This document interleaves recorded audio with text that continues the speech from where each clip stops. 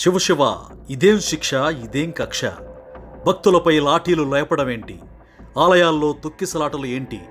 కూటమి ప్రభుత్వంలోనే ఇన్ని ఘోరాలేంటి? సనాతనం అని కబుర్లు మాత్రమే చెప్పే పవన్ ఏడి?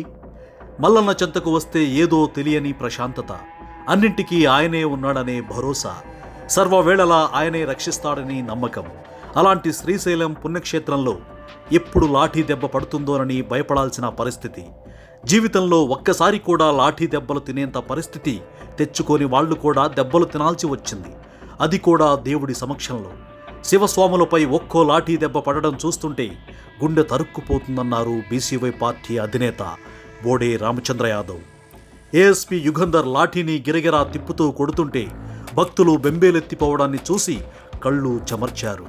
భక్తులపై లాఠీలు ఎత్తిన పోలీసులను తక్షణమే సస్పెండ్ చేయాలని డిమాండ్ చేస్తున్నారు. అదేమైనా రాజకీయ సభనా, అల్లర్లు జరిగే ప్రాంతమా, ఇంకేదైనా ఉపద్రవం వచ్చిపడిందా? మనశ్శాంతి కోసం గుడికి వచ్చిన భక్తులపై ఆ దాడి ఏంటి అని ప్రశ్నిస్తున్నారు బీసీవై పార్టీ అధినేత. అసలు తొక్కిసలాటలు జరగడం ఏంటి? ప్రభుత్వం వచ్చిన తొలినాళ్లలోనే తిరుపతిలో తొక్కిసలాట, ఆ తరువాత సింహాచలంలో ప్రమాదం, మొన్నటికి మొన్న కాశీబుగ్గలోనూ తొక్కిసలాట, ఇప్పుడు శ్రీశైలంలో కొద్దులు తప్పిపోయింది. గంటల పాటు గేట్లు తెరవకుండా చేసి భక్తులు బయటకు రాకుండా తాళాలు వేసి భక్తులను మగ్గబెట్టారు. క్యూలైన్లో ఎలాంటి సౌకర్యాలు లేని చోట ఉండలేక చివరకు తాళాలు పగలగొట్టి గోడలు ఎక్కి ప్రాణాలు రక్షించుకున్నారు. అలా పరుగులు తీస్తున్న శివభక్తులపై లాఠీ చార్జ్ చేశారు పోలీసులు. మల్లన్న భక్తులపై ఇంత కాఠిన్యం ప్రదర్శించడంపై బీసీవై పార్టీ అధినేత బోడే రామచంద్ర యాదవ్ తీవ్ర ఆగ్రహం వ్యక్తం చేశారు. ఇది అత్యంత దుర్మార్గమైన చర్య అని విమర్శించారు. ఈ ఘటనకు ముఖ్యమంత్రి, డిప్యూటీ సీఎం ఏం సమాధానం చెబుతారని ప్రశ్నించారు బోడే రామచంద్ర యాదవ్. ఆలయాల్లో ఉత్సవాల నిర్వహణే చేతగాకపోతే ఇక పాలన ఎలా జరుగుతోందో అర్థం చేసుకోవచ్చు.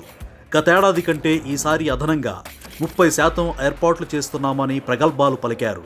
కానీ ఆచరణలో మాత్రం శూన్యం. మంత్రుల సమీక్షలను అధికారులు పట్టించుకోలేదు. అరకొర ఏర్పాట్లతో సరిపెట్టారు. శివస్వాముల ముసుగులో కొంతమంది అసాంఘిక శక్తులు వచ్చారట. ఆయనపై కుట్ర పన్ని భక్తులను రెచ్చగొట్టేలా చేశారట. ఈవో శ్రీనివాసరావు మాటలు ఇవి. అసలు ఆయన స్థాయి అంతా ఆయనపై కుట్రలు చేయనేలా ఎవరికి అవసరం ఉంటుంది?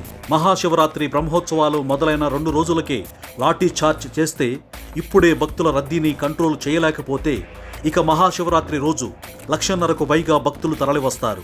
అప్పుడిక ఎలా ఉంటుందో? బ్రహ్మోత్సవాల్లో భక్తులకు కనీస సౌకర్యాలు కల్పించలేకపోయింది చంద్రబాబు ప్రభుత్వం. గంటల తరబడి భక్తులు క్యూలైన్లలో వేచి ఉన్న ఒక్క అధికారి, వాలంటీర్ కూడా వచ్చి పరిస్థితులు గమనించిన పాపాన పోలేదు. ఇంత అధ్వాన ఏర్పాట్లు చేసింది ఈ చంద్రబాబు ప్రభుత్వంలోనే.